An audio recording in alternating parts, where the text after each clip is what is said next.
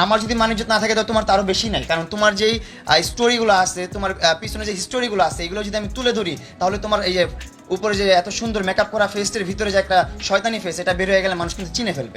লায়লার করা ধর্ষণ মামলায় এবার টিকটকার প্রিন্স মাহমুদ গ্রেপ্তার। দুইটা শর্ত দিছে আমাকে, যে শর্তগুলো প্রমাণ আমি আপনাদেরকে দিতে পারবো, আমার মোবাইল আছে, ওইখানে আমাকে শর্তগুলো দিছে যে এক, ওর সাথে আগের মতো থাকতে হবে, কন্টেন্ট করতে হবে, আমাকে দিয়ে ব্যবসা করবে আর কি এক কথায়, সেই ব্যবসাটা আবার করতে চায়, ওর সাথে থাকতে হবে, অথবা ওকে 90 লক্ষ টাকা জরিমানা দিতে হবে।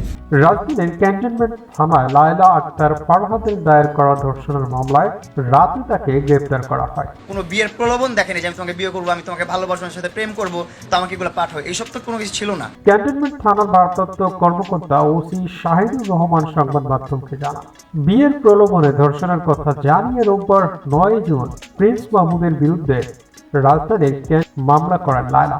অভিযোগে লায়লা উল্লেখ করেন, মামলার বিবাদী আব্দুল্লাহ আল মামুন ওরফে প্রিন্স মাহমুদের সঙ্গে আমার গত 3 বছর আগে সামাজিক যোগাযোগ মাধ্যমের ফেসবুকে পরিচয় হয়। পরিচয়ের এক পর্যায়ে মামুন আমাকে বিয়ে করবে মর্মে প্রলোভন দেখিয়ে আমার সঙ্গে প্রেমের সম্পর্ক স্থাপন করে। সে আমাকে জানায় তার ঢাকায় থাকার মতো নিজস্ব কোনো বাসা নেই। যেহেতু প্রেমের সম্পর্ক সৃষ্টি হয় এবং মামুন আমাকে বিয়ে করবে জানায়, তাই তার কথা সরল মনে বিশ্বাস করে তাকে আমার বাসায় থাকার অনুমতি দিয়েছিলাম। 2022 সালের 7 জানুয়ারি মামুন তার মাকে সঙ্গে নিয়ে আমার বাসায় এসে বসবাস করতে থাকে। ওই দিন থেকে সে আমার বাসায় আমার সঙ্গে একই রুমে থাকতে শুরু করে। বিয়ের প্রলোভন দেখিয়ে একাধিকবার শারীরিক সম্পর্ক করে। মামুন আমার বাসায় থাকাকালে সর্বশেষ চলতি বছরের 14 মার্চ মামুন আবার ধর্ষণ করে। পরবর্তী সময়ে আমি তাকে বিয়ের বিষয়ে বললে সে ক্ষিপ্ত হয়ে ওঠে,